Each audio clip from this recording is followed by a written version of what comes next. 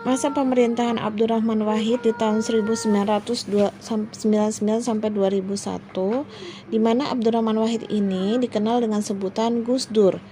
Beliau terpilih menjadi Presiden keempat Republik Indonesia berdasarkan sidang umum MPR pada tanggal 20 Oktober 1999. Abdurrahman Wahid atau dikenal dengan Gus Dur ini didukung oleh beberapa partai Islam yang tergabung pada Poros Tengah. Kemudian untuk mendampingi Abdurrahman Wahid, maka terpilihlah Megawati Soekarno Putri sebagai wakil presiden. Presiden Abdurrahman Wahid membentuk Kabinet Persatuan Nasional. Kemudian apa saja masa pemerintahan Abdurrahman Wahid yang kebijakannya, yaitu yang pertama adalah memisahkan Polri dari ABRI, karena berharap Polri dipisahkan dari militer sehingga ABRI tidak lagi menjadi entitas tunggal. Di mana di sini dikatakan bahwa reformasi ABRI adalah sebagai penjaga pertahanan. Kemudian mengubah nama ABRI menjadi TNI, yaitu Tentara Nasional Indonesia. Yang kedua, mengakui agama Konghucu, menjamin hak hidup masyarakat Tionghoa. Kemudian menjamin kebebasan pers. Yang ketiga, di mana Gus Dur berharap besar meneruskan dari Presiden B.J. Habibie di bidang pers, yaitu di mana untuk memberikan kebebasan pers. Nah, kebebasan tersebut ini terlihat dengan terjadinya penghapusan Departemen Penerangan. Kemudian selanjutnya mengatasi upaya disintegrasi Irian Jaya atau Papua. Nah, di sini Presiden Abdurrahman Wahid menghendaki otonomi daerah. Jadi hal ini adalah salah satu langkah pemerintah untuk merespon keinginan dari masyarakat Irian Jaya. Kemudian adalah membangun kerjasama dengan negara lain, di mana Gus Dur melakukan kerjasama untuk membangun kembali mitra ekonomi, gitu ya. Nah, pada masa pemerintahannya yang 3 bulan berjalan, gitu, hampir semua mitra ekonomi Indonesia di 4 benua itu sudah dikunjungi sama Gus Dur. Fungsinya adalah untuk memulihkan perekonomian di Indonesia dan mendorong adanya investor untuk ke Indonesia. Tetapi pemerintahan Kabinet Persatuan Nasional ini di bawah pemerintahan Abdurrahman Wahid tidak berjalan dengan baik. Kemudian terjadilah pemberlakuan dekret di mana yang berisi tentang pembubaran DPR MPR, mengembalikan kedaulatan di tangan rakyat, serta membekukan Golkar sebagai bentuk perlawanan terhadap pelaksanaan sidang istimewa MPR. Nah, sehingga di sini dikeluarkannya dekret, maka Presiden Abdurrahman Wahid tidak diakui oleh MPR.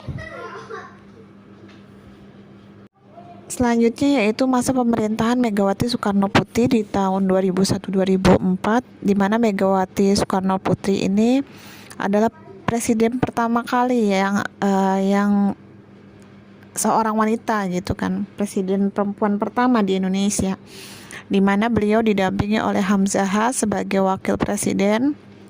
Nah, beliau membentuk kabinet gotong royong, di mana kebijakannya adalah membentuk agenda pemerintahan melalui kabinet gotong royong. Kemudian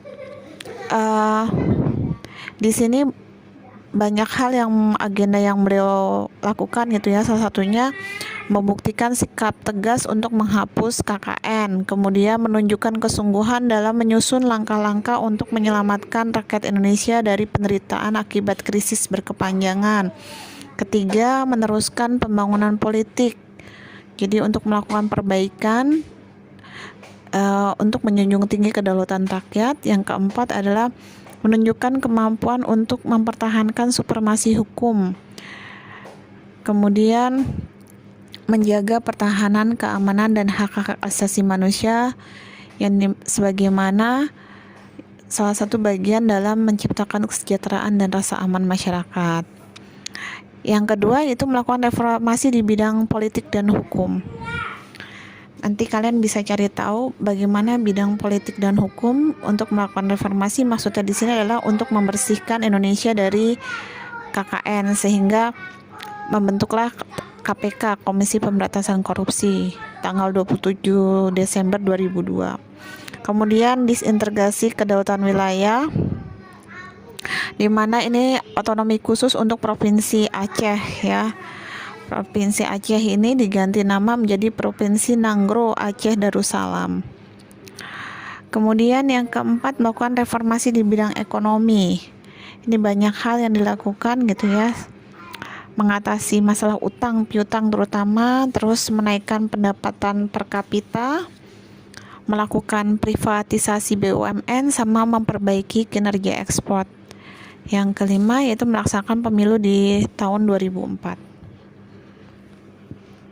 Yang selanjutnya adalah pemerintahan SBY dan Yusuf Kala, di mana pada Kabinet Indonesia Bersatu ini di tahun 2004 sampai 2009 SBY melakukan kebijakan dalam bidang politik. Kebijakan dalam bidang politik itu salah satunya adalah mengatasi masalah disintegrasi bangsa, yang masalah di Aceh. Adanya tokoh gerakan Aceh Merdeka, tuh, kalian bisa cari tahu di situ, mencari-cari informasi tentang disintegritas bangsa yang terjadi konflik Aceh gitu ya pada saat itu. Kemudian yang kedua, mencegah aktivitas illegal logging. Nah, di sini sempat membentuk kelompok kerja Pokjar di mana untuk menangani illegal logging, yaitu melakukan pemberantasan illegal logging. Yang ketiga adalah pemberantasan terorisme. Di sini SBY banyak melakukan penangkapan ya pelaku-pelaku teror,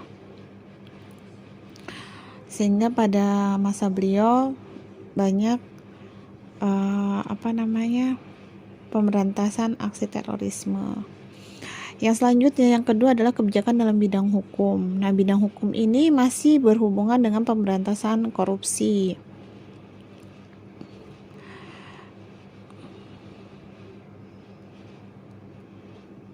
Jadi pada saat ini SBY mengeluarkan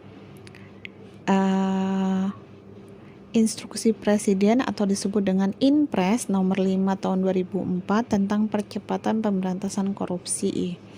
Nah, dalam Inpres tersebut presiden memerintahkan seluruh kementerian, Jaksa Agung, Panglima TNI, Kapolri hingga kepala daerah untuk mencegah dan memberantas praktik korupsi.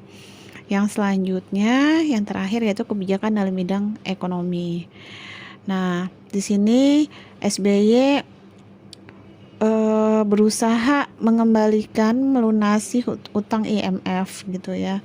Kemudian banyak hal gitu ya, di mana masa pemerintahan SBY dan Yusuf Kala ini di masa akhirnya ditandai itu penyelenggaraan pemilu 2009. Kemudian selanjutnya adalah masa SBY dan Budiono di tahun 2009 sampai 2014. Berharap untuk mewujudkan good government gitu, good governance, dimana pada masa ini membentuk Kabinet Indonesia Bersatu Jilid 2. Yang pertama adalah memperbaiki pelayanan publik. Memperbaiki pelayanan publik di sini ini adalah salah satu tindak lanjut reformasi birokrasi. Kemudian yang kedua, memperkuat sistem politik. Jadi SBY ini membentuk sekretaris gabungan Setgab, di mana Setgab ini adalah koalisi ya, biasalah sesuai dengan etika demokrasi, dan dibentuk sarana komunikasi politik untuk memperkuat pada saat itu anggotanya Partai Demokrat dan partai politik pendukung pemerintah SBY. Kemudian yang ketiga adalah mewujudkan good governance, agenda besar bagi Kabinet Indonesia Bersatu Jilid 2 ini. Kemudian Yang selanjutnya yang keempat adalah memajukan pendidikan.